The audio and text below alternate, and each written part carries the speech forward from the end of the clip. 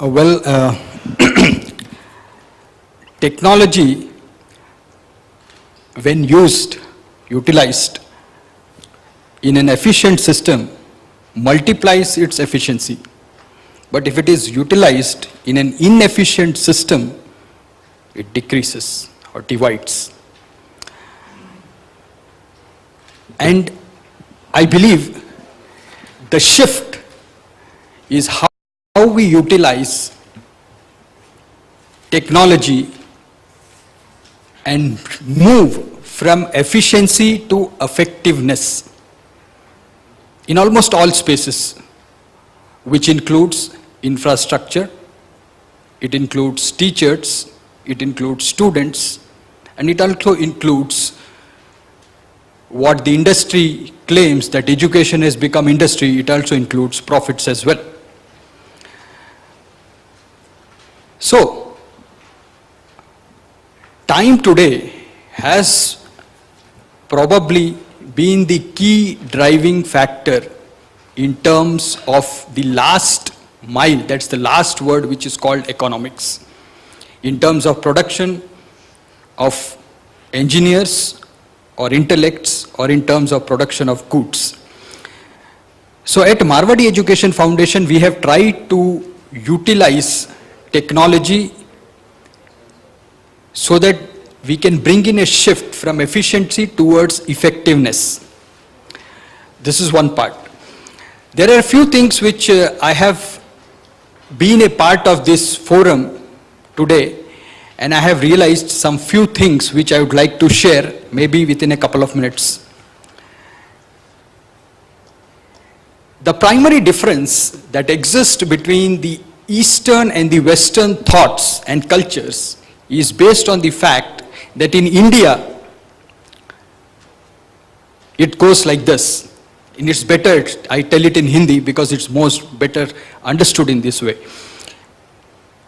College शुरू करना है, ठीक है, चालू कर दो, रिक्रूट कर लो, स्टूडेंट्स आ जाएंगे, इंफ्रास्ट्रक्चर हो जाएगा, आप सब करना चालू कर दो. This is the verdict which comes from the management, which also includes AICT approvals. I hope everybody will be agree with this. So we operate under a scarcity and then work the scarcity to bring it to some level of existence. Existence is the word. But whereas in the Western construct, we have what is called पहले सब कुछ फिर बाद में हम लोग आएंगे. So that's the way we are operating. And this is very well reflected in our mythology as well. कर्म किए जा, फल की चिंता नहीं कर. अरे रिक्रूट हुआ है तो सैलरी तो देना पड़ेगा ना, वो तो कॉलेज तो जनवरी से स्टार्ट होगा या जुलाई से होगा, 15 दिन आप ऐसे ही कर लो. So this is how it is. We have two extreme operating ends. If you really take a look at it, at one end we have the conventional engineering colleges, particularly in the private sector, with almost nothing, and one end we have IITs or IISc, where you have everything. Now at both the ends, if you try to analyze or if you try to visualize what exactly is happening to the output product, the guy here is equally useless, and the guy at top at IIT is also equally even more useless than this guy who is useless.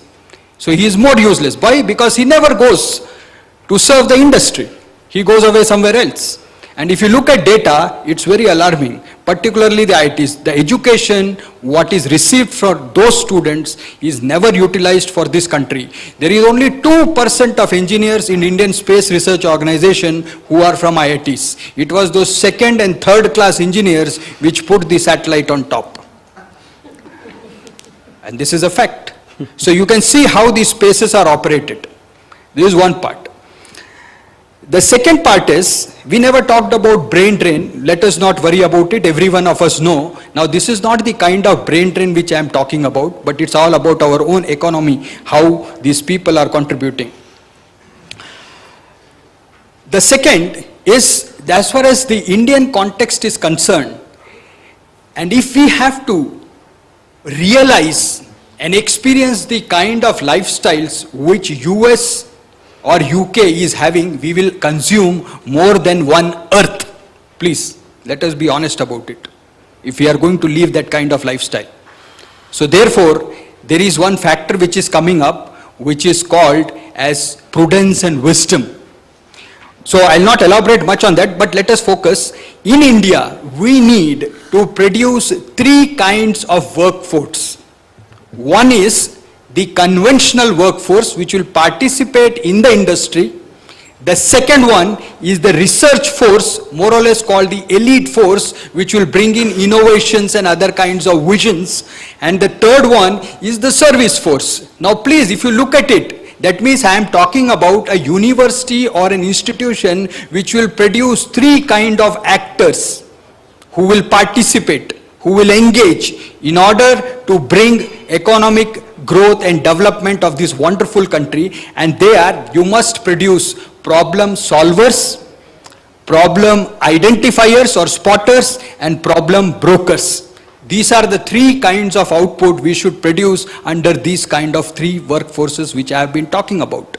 So that requires a different device, a different mechanism, a different process. Now, this is what it is. So therefore, as far as the problem which was actually shared, where the answers were shared, which was about the advanced research. Now there is a conventional research, advanced research, strategic research, and whatever names is under the hat of management you can give, but this research can be exploded into innumerable number of kinds of things. Now what is happening in research? The fundamental research is more or less fundamental, which is perhaps very difficult because the kind of investments needed is perhaps very, very difficult to arrive at or even construct. The second one is the delta X and delta Y research, which I call, which most of our institutions are doing. They put something into that so-called validation scape, or which is also called as the electronic space. They get some graph which is not exactly matching with the graph of something else, and they say, sir, हमारा ये research हो गया, ये graph इसमें ये हो रहा है, इसलिए ये paper publish, और वो paper publish भी हो जाता है. That is the delta X. The third one is the applied research. Now I am telling you, 1.21 billion people in this country, 770 million below the age of 35, 550 between the age of 15 to 30 years, brimming with energies and ideas. All this country needs is a government of India web portal of ideas. Just recognize the idea. And that is where the things kick starts. That is the starting point. That is the seed. That is the home where it has to start. The second thing is, once these ideas, unfortunately, in an institution like ours, where I have, in 5 years' time, we have grown into 8,000 students, and there I am telling you, all the students are brimming with energies and ideas. Unfortunately, we are not utilizing ICT to enable or to a mechanism to mine those ideas. And please believe me, the industry will come. If your ideas are of high impact business values, they will come. Let them scrutinize the ideas. So many ideas are there, and if you calculate it mathematically, you will get a figure in 1 second. On that web portal, you will have more than 500 ideas. Just calculate it mathematically. And please believe me, we will have more hits in Facebook than in any other this one, if you have talk about ideas. So therefore, as far as the ideas are concerned, ideas are the seed. Once this is recognized, please believe me, the funding can come from anywhere because it's a global village. I think that's a wonderful Marwadi way of doing any business, any enterprise. As far as the structure is concerned, we had the Gurukula system, and I don't forget the Nalanda, right? It is very much there. I will not dwell deeper into it, but this is what it is happening to the field of education. More than 300 years ago, when this education kicked in, the universities organized themselves around the printed book and printed material, where teacher was at the center stage and students were the passive receivers of education, so-called, right? And that what happened, what transpired was that it was about the notes and books and things like that. Now in the digital era, because I am a digital immigrant, the native digital, the screen which I think he talked about, that my daughter is doing it like this, where things have changed drastically.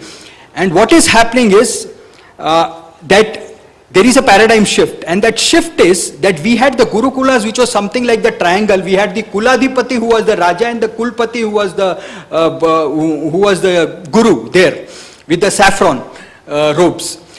And then we had the structural and all sorts of things, right? I will not go much deeper, but then this broke down after the Second World War, when research was introduced, which was only about discipline. Nobody can tell me today that physics starts here and maths ends over there. Similarly, electrical engineering starts and maths over there. And that's why we are moving from multidisciplinary to transdisciplinary, where the body of knowledge which is generated has to be seen with the impact it has on society, people, organization, and not only in the disciplinary structure. So the disciplinary structure has broken down, where the research only adds to the body of knowledge and not seeing the impact. But now there is a transition which is multidisciplinary in nature, and that is why you can see that most of the institutions and departments today have broken down, and they have taken from that independent vertical disciplinary structures to what is called as the web-based structure. And please believe me, institutions and industry will not be known for the research. They will be known by the kind of intellectual bodies they are associated with, not about the research.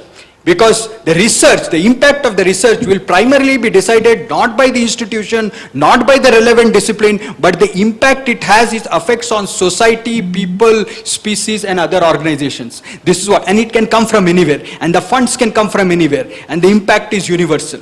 So this is what it is. So I talked, so therefore we have gone from a triangular to verticals to what is called as a web-based structure, and that is what it is. As far as the soft skill is concerned, we will find a paradigm shift from what is today's most needed 21st century skill, that is digital literacy skill, that is moving from soft skills to EQ to SQ, which is intelligent quotient, which was their mass recruitment time when the Americans introduced it, and then we went into what was called as the EQ, the emotional quotient, and then we are also going to shift to what is called as the spiritual quotient, which is very important, where India is very rich and very much adept with the kind of knowledges which we have, which conventionally was not there, and I'm sure that the Western construct is very much behind this.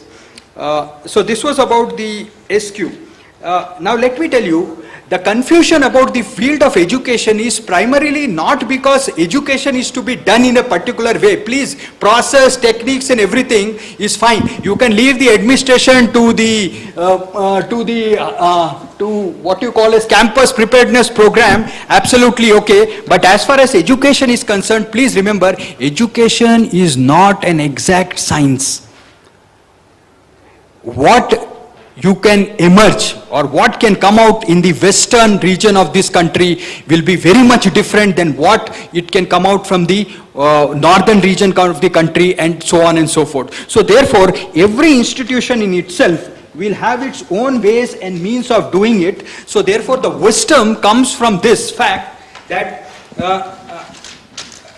wisdom comes from this fact that give a man a fish, he will eats for a day, but what the wisdom is that you teach a man how to fish, he eats for all his life. But the Indian way is, don't give a man a fish, don't teach him either, but inspire him so that he will discover his own way of doing it. And that is where the vision, and that's the reason why it has to happen. Of course, there are a lot of things which I have done. Let me just, so the confusion has been created.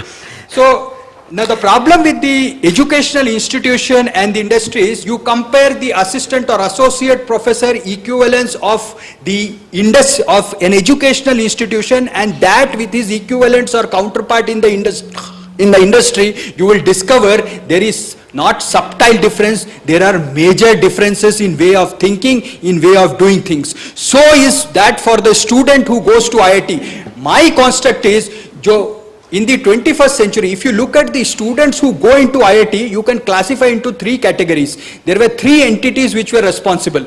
Now you look at a normal student who goes to a normal university, 30 out of 100 marks, 30% marks this guy goes to a normal institution will be given to the school. He will give 50 to 60% marks to a special attention center, which is also called as a coaching center, right? And he will give another 20% marks for himself. That comprises his 100%. That is his signature. But if you look for an IIT guy, then you will see he will give 10% marks to the school. He will give 30% marks to the guy who goes to Kota or Rajasthan to seek that, and he'll give 60% marks to himself. So that means in the 21st century, one of the most important skill is to self-learn and how to learning to learn. That is the fundamental of education, because education is something which we are preparing for a student for a future which neither you know nor I know, and neither of our structures can actually compete or have the capability and capacity in itself in a fast changing, rapid technological advancing world which actually has seemingly undifferentiated differences between two overlaps of education to actually transcend to the next level. So having said this, people who get least marks must go to IIT, and people who get good marks must go to the lousiest college. I think with this iconoclastic remark, I would